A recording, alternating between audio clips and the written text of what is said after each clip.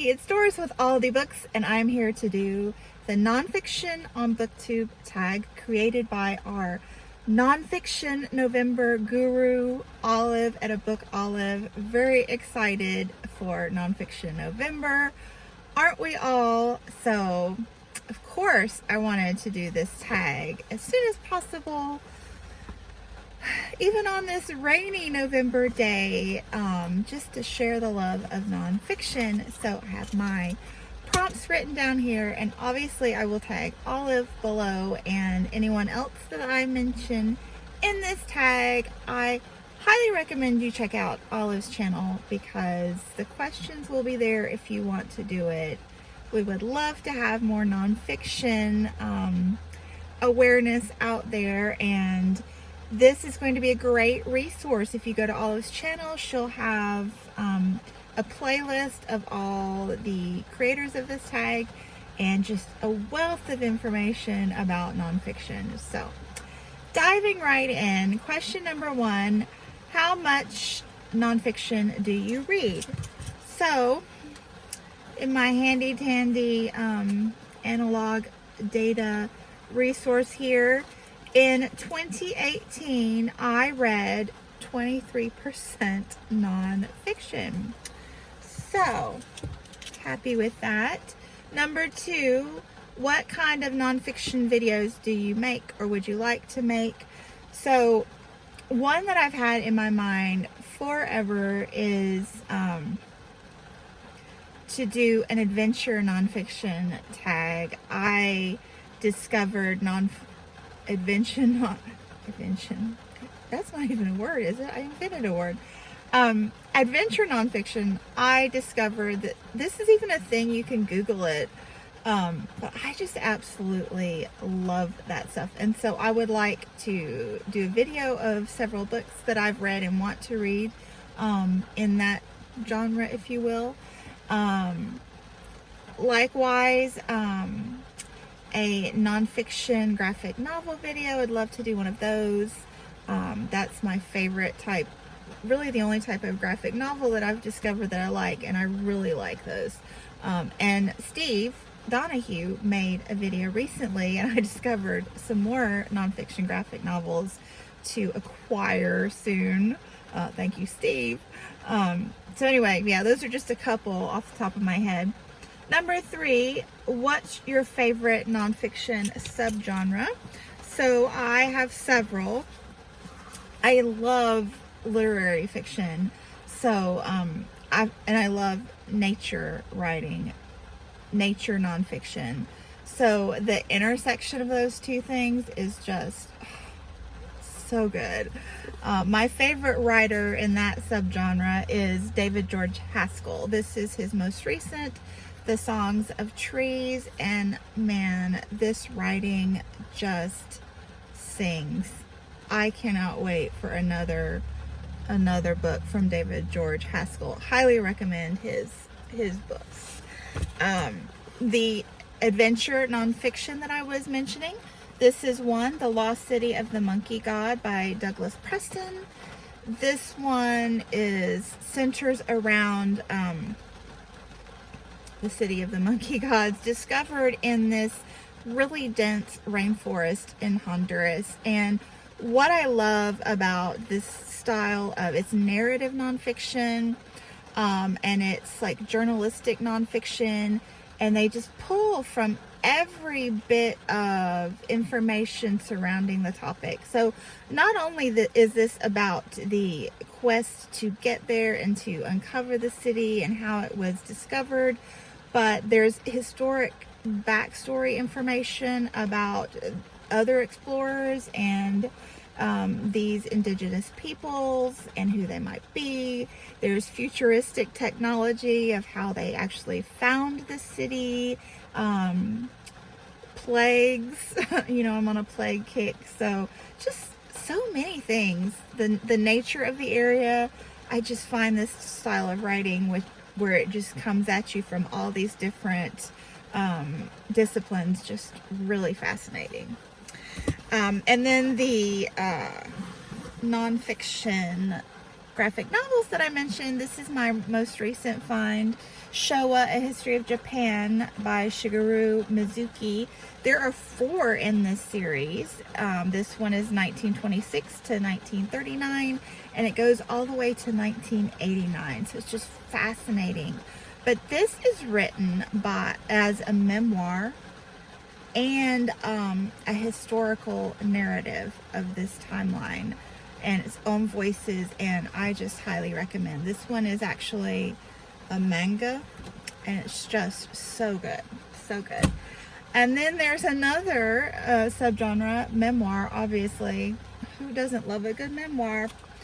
So I'm going to skip ahead to the next question to show you my memoir, and that is, do you have a favorite nonfiction? I love all of these books that I've mentioned already, but the one that I tell people the most that, oh my gosh, have you read that? You just really need to read that. It's so good. And that is Trevor Noah's Born a Crime. I love Trevor Noah, no doubt. But this book, he's such a good writer. He's funny, and he's just so insightful and just so kind and humble. He loves his mother and respects her. This book. So he was born in a time period where apartheid was still in effect, and he's just at this critical, pivotal moment in history where there's upheaval about this apartheid system, and just a brilliant read. You get, his memoir of his growing up years, but you get this historical perspective of this pivotal time in history, and it's just delivered with such wit and humility and perspective, and so good, so good.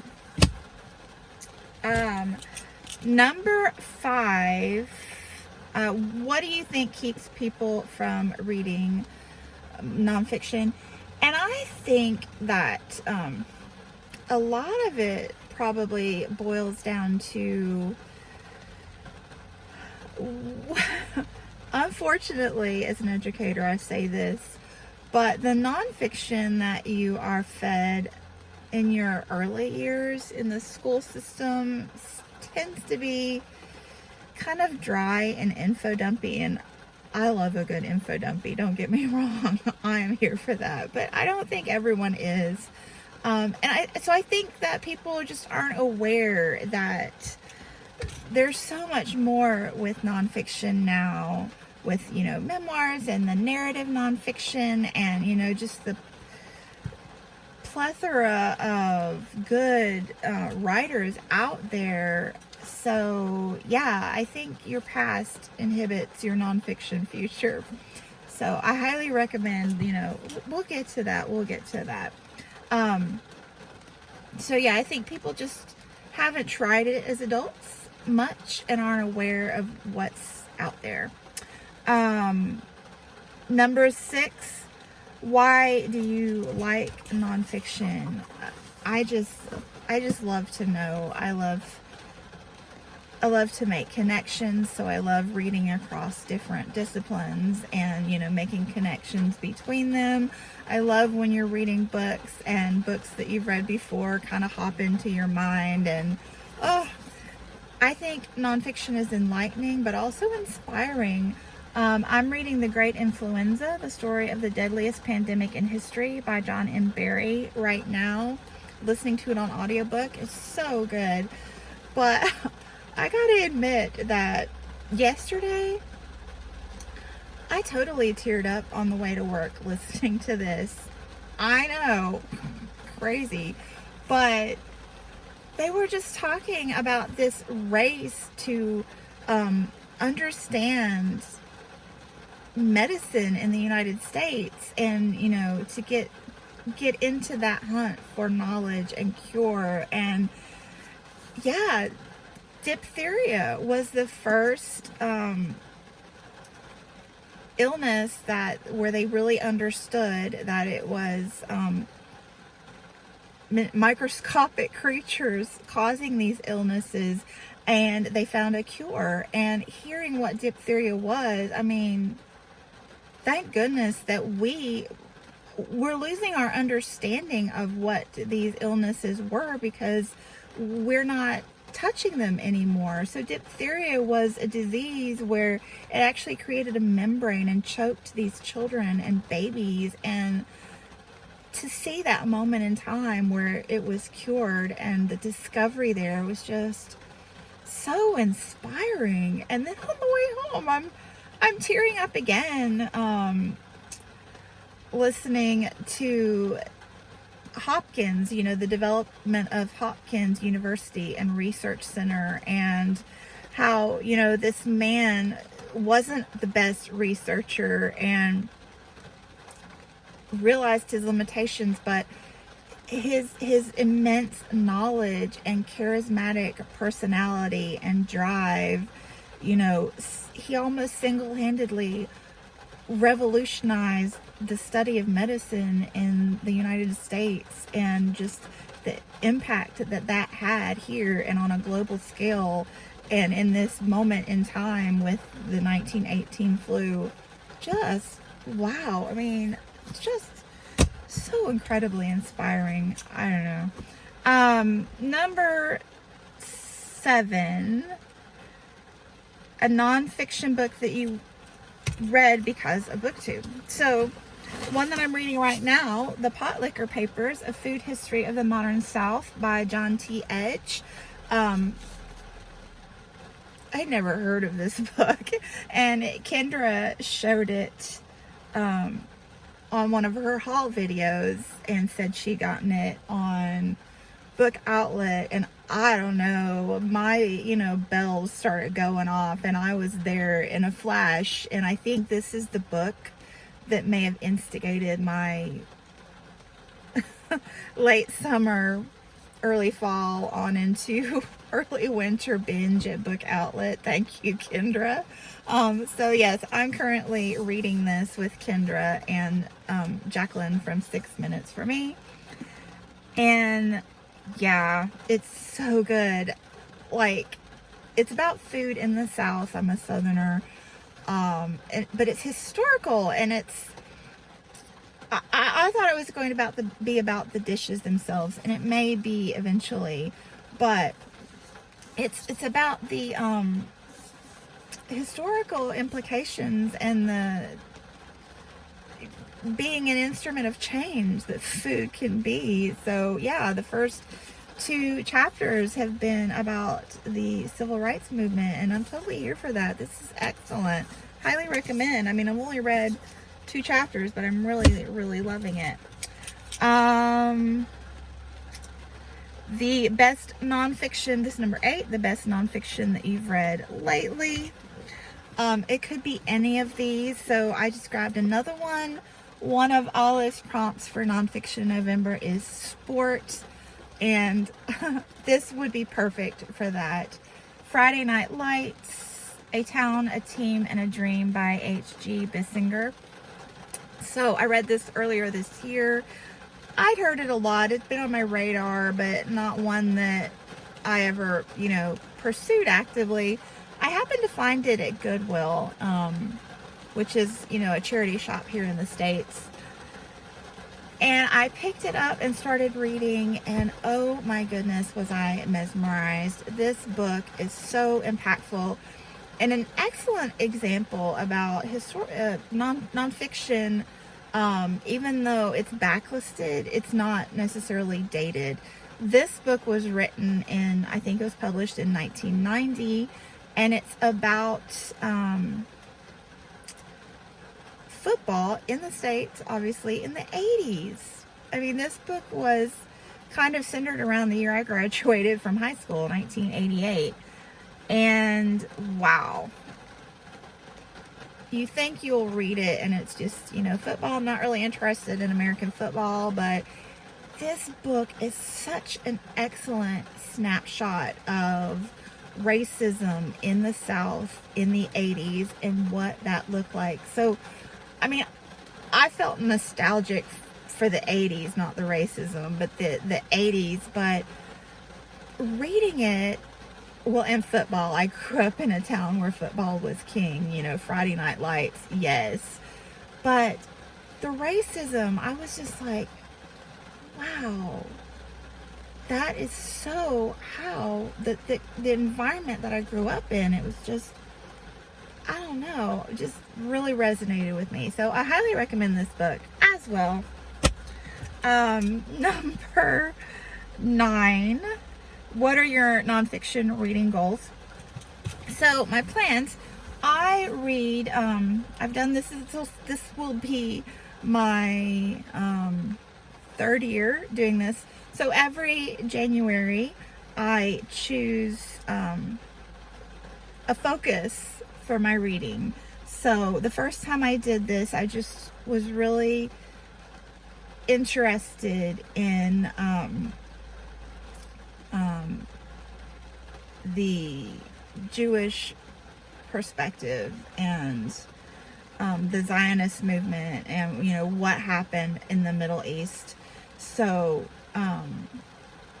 I just started collecting all the books I could about from the Jewish perspective and Middle Eastern authors and that perspective, and just a variety of nonfiction and fiction, you know, some of them just, you know, light reads from the area, some of them heavy duty historical fiction, or thought-provoking essays, and you know, other nonfiction reads. And it was just such a good reading month, my best reading month of the year.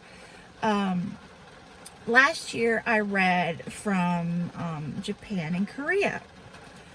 Same concept, just that area. And somebody on Twitter was asking me, you know, how did you choose that? And I didn't think about it when I chose both of those topics, but you know, retrospect, I really enjoy reading from places and moments in time that have a socio-political turmoil. So a lot of tension. You just get brilliant literature out of that conflict. So this year I am reading from South Africa. So one recent acquisition, again, thank you to Book Outlet, Mandela's Long Walk to Freedom. So yes, I will be reading this January. South Africa, join me. It's going to be amazing. And then number 10, what is your advice for incorporating more nonfiction into your reads? I've seen some excellent ideas from, you know, all my friends and people I follow on Booktube. So I was trying to think of something unique, and I was thinking about one of my goals from last year or the year before, I can't remember, was to discover nonfiction authors that I like. So I made the realization that I find authors, fiction authors that I like, and I, you know, look at their backlists and you know, keep my eye out for books by those authors. But I didn't have the same perspective with nonfiction. So with nonfiction, you tend to look for, you know, genres or topics that you like, and look for books in those areas. And that's effective, but not always, because you run into that problem of you like the topic, but not the writing style. So I made a concerted effort to find nonfiction authors that I loved, their writing style, and, you know, also what they wrote about.